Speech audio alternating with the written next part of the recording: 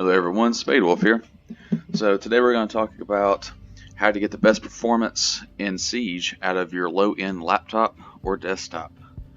So I have an Asus Scar Edition with a 1050 Ti in it, i7 Intel quad core. It runs, it does what I need it to. It keeps my games above 60 frames, just like I need it to. Here recently I've had to make a couple of changes, specifically in resolution, just to get better performance. So I'm just going to kind of walk through to let you look at some of the graphic settings. We're going to talk about some of the resolutions. Then later we're going to talk about polling rate on your mouse and DPI, because I was new to PC several months ago, and this is for new people. If you already know all this, cool, awesome, don't watch the video. But this is for people that don't, because I had to piece a lot of this information together. So we're going to the options here and look at some of the graphical settings. I have everything on low. Look, it is 2019, and Siege is it's about 4 or 5 years old, and they've constantly updated it, so on and so forth. There is nothing wrong with running your game on low. The game's still going to look good, especially if you download the high texture pack from Steam. If you run it from Steam, I don't know where you get it if you get anywhere else. But you run it on low, it's still going to look good, unless you're used to running on a beast of a machine that has a 4K monitor and has to be water cooled, and it's probably a desktop. The point of this video is to show you how to get the best out of your low-end PCs, specifically low-end desktops, laptops. I have a laptop. The whole point of having a laptop is because I have to have it for school. I have the mobility. I will be eventually moving to a desktop, and I plan on getting a beast of one, but I want to do what I got. So I have everything on low. I like the lens effects. It doesn't have any impact on my performance that I've seen. Not really. Like, it shows down there a couple megs, but other than that, it runs pretty well. I keep the render scaling kind of high because your game will look like ass if you don't keep it kind of high, because you'll be walking and you'll just see things rendering, and I feel like that puts you at a kind of a disadvantage. Next thing, something here I've recently done, I've had to dial back my resolution. I've had it at 1920 by 1080, and my performance has been having trouble getting over 60 frames. I know it's sitting around 64 right now, but during games it would just drop drastically. My PC was trying to overheat, so I ended up buying a fan for it. My laptops are trying to overheat. So I dropped the resolution down to 1440 by 900. It seems to be running a lot better, and I can actually see better. I think it's just because of my laptop screen is just tiny. But yeah, this is what I'm running right here. Your aspect ratio really isn't going to affect that much. That's just more of a visual thing. For new players, do not have VSync on. You will lose majority of your gunfights because there's a delay.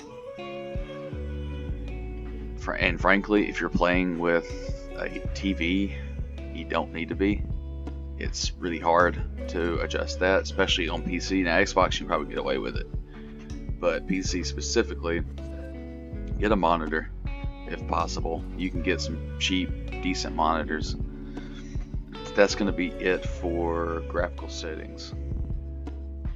So now I want to talk about DPI and polling rate. So here on the DPI, I use a UTech Smart UTech mouse. It's pretty good. I actually really enjoy it. I like the MMO style mouses because I have big hands, and I like having the ability to put shortcuts on my mouse because I have fat, clumsy fingers and I hit everything across the way. But here you have DPIs.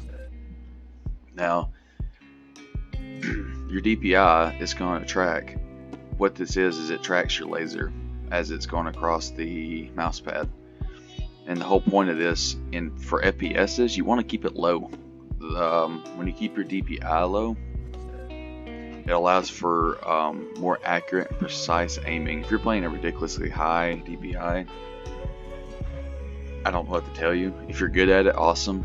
But if you literally ask people to guess what your sensitivity is just so you can get shock value, you're doing it wrong. It's not about having high sensitivity.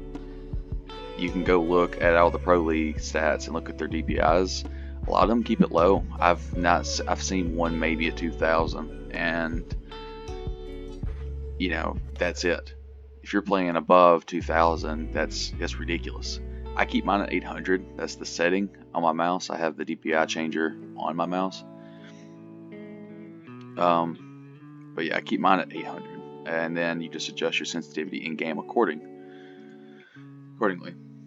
Next, something I have learned recently is polling rate. Now, when I first got my mouse, I've jacked it all the way up to 1,000. You think it's going to be better. The polling rate, I can't exactly explain in detail. I'm not a computer engineer. I don't know how it works 100%. But the polling rate, it has something to do with how your mouse is tracked differently than DPI across the mouse pad. And I have learned, for at least Siege for me and my PC, keeping 125 Hertz is a game changer because it keeps it smooth. And here's an example. So if you'll notice, when I'm aiming, it's relatively smooth. And that's where the polling hertz comes in. And the best part about this is when you can do stuff like that. Now it's a little jerky, and that's just because I just suck ass.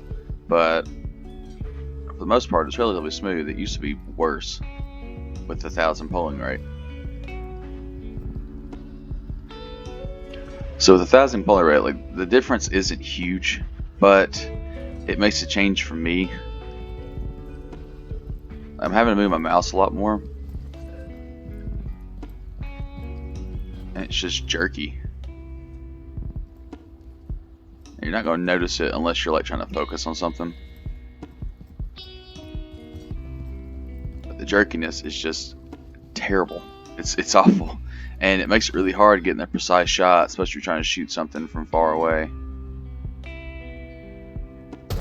See, I shouldn't have any issue doing this. When I have my 125 polling rate, should just be able to lock right onto that.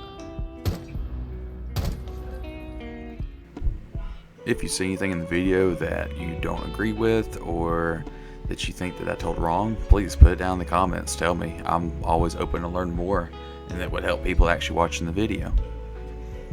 Thanks for watching.